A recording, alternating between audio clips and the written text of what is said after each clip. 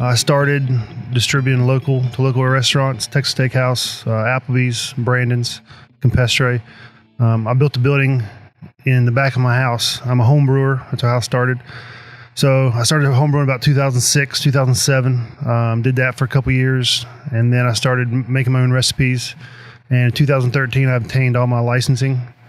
So, like I said, I built a building in the back of my house, complete with a small 3.5 barrel system and some fermenters, walk-in cooler, and just started distributing local with kegs. And then probably about, we've been in business down here since June 8th of 2018. So we acquired the building about 10 months before that, and we renovated it. It took us about 10 months, and it is what it is now. Awesome. So what is homebrewing for someone who may not know? Well, homebrewing is, that's kind of, guess, if you're interested in brewing, that's how you start. The way I did it, I got online and found a website that basically you tell them what kind of beer you want to make, stouts, IPAs, ale, whatever. And they send you the recipe. They send you the kit. So you just add all the ingredients, you do the fermentation, all that stuff, and then you have your beer. So, like I said, I did that for a while. Then I started doing research on different kind of yeast strands, hops, grains, started developing my own recipes, and then started building my own recipes after that. So in the early years of that process, was there a lot more to it than you originally thought there would be? It was scary when you first started, yeah, because you want to make something good, and your friends are there that drink your beer, and they say, "Hey, this is great stuff. You should try to go legal with it." And they're your friends, so they're supposed to tell you it's good, no matter what it tastes like. Right. But yeah, it was difficult, especially when you started doing your own recipes, because unlike when you bake goods or cook, you don't just double your recipe. Like, let's say I'm cooking for 2 people. Well, if I want to cook for 4, I just double that recipe. Brewing is totally different. Your acidic levels of your hops come into play, because you don't want to make a stout that's overpowered by hops. So you just can't double the hop recipe, because if you double the hop recipe, then your acidic levels are going to be too high, and you're not going to have the right kind of beer. Is there a beer community? Like, is there a movement? Which I feel like, I've heard of a lot of breweries opening up in West Virginia over the past 5-10 years. Is there kind of like a culture going on? I think so.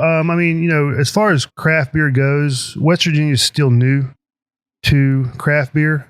And like you said, over the past 5, 6 years, 7 years, there's been a lot more breweries pop up in West Virginia because of changes in legislation. It's allowed more freedom to the brewers, easier access to grains, for example, to bring more breweries in. And craft beer as a whole, I think, is definitely a movement. People are getting away from the ordinary, the mundane. They want something different, and they're willing to pay that extra price if they like it for that something different. Right. So fast forward from the homebrew days to, I'm going to get this space and start this whole thing. Was it kind of a gradual process, or did you just wake up one day and you're like, you know what, screw it, let me just see what happens? Well, when you're brewing, your ultimate goal is to have a tap room. You can distribute locally or however you want to do it. You're only going to do so much. Your product's going to get out, but you're not going to get the backing if you didn't have a tap room. Mm-hmm. If you didn't have a place where people could come and be part of the culture, be part of the experience. Because tap rooms and breweries, in our opinion, it's not just a place to go to drink, it's an experience. You go there, you feel like you're part of something, and that's what we try to do at Sophisticated Hound. Did you find any hurdles that you didn't really expect along the way? Every day. Yeah. Is there certain ones that come to mind that pop up every now and then? The first hurdle we faced was, before you can sell any beer, it has to be registered with the state. Which, that's not the problem. You just send them, say, hey, this is our new beer. We're offering it to whoever. But the hurdle came where you have to have it also tested to see what's in it. And originally we were sending our samples to a lab, and then they were sending us back a sheet of paper that said, okay, this is what's in it. This is the alcohol content, so forth and so on. We would then send that to the state so they would have it on record. Well, UPS and FedEx, they stopped what they were doing and wouldn't allow us to send that. So we now have to test and analyze our own product to send it to the state before we can sell it. Right. And how do you do that? We have different devices, hydrometers, that measure the sugar content before. So you get a hydrometer reading when you make the beer before the yeast starts fermentation. So whatever sugar level you're at there, let's say you're making a 5% stout. And let's say, for example, your sugar levels are at 9, and I'm just throwing numbers out here. Mm-hmm. Let's say your sugar levels are at 9 and you want 5%. So right now it's saying you're at 9. So that's what your hydrometer reading says. So then after the fermentation gets done, let's say that your reading is 4. So 9 minus 4 gives you 5%, gives you a 5. So it's 5% alcohol in that product. Gotcha. Okay. And you mentioned, you don't push no buttons or anything like that. Like, I imagine you have a pretty intense measuring process when it comes to all this stuff. Yeah. Is that kind of how you keep the beer consistent? Yeah, you have to make sure, like, any variation of any recipe will change it totally. So, I mean, you have to make sure your measurements are correct.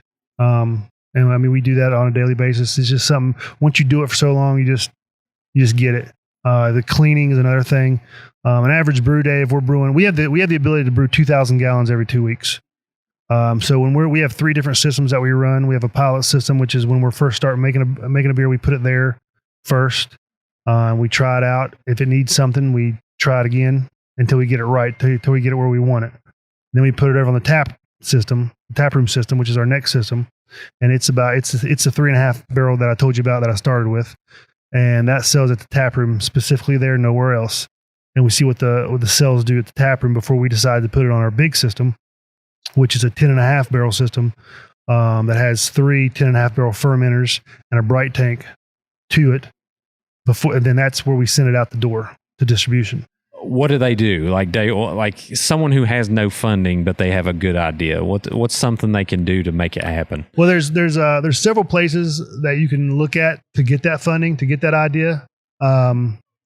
West Virginia Hive is one of them. It's easy to do. You get online, wvuhive.com. You fill out an application. You discuss what you want to do, what your plans are, and you go talk to a business advisor. And they help you out, get your whole business plan together. I didn't have that resource. I knew what I wanted to do, and it might have been because of the background that I have. But I knew what I wanted to do from day one. I'm not saying that if I didn't do that, it might have been better. I don't know. But I think it's went pretty well from the way we've done it. So you kind of knew you wanted to start a business? I've wanted to start a business for a long time. My background's in banking. I was with several different banks in the area, altogether for about 19 years. And the last bank I was with got bought out by a bigger bank right when I started brewing. And I worked for another company out of Florida for about 1.5 years while I was getting all this set up. And it just got too much, doing both sides. And my wife told me one day, she said, you've taken that leap, but you're still straddling both sides. And so I just, October 31st of 2018, I think, was the last day I worked a real job. And, the money's not the same, but I'm a lot happier with what I do. So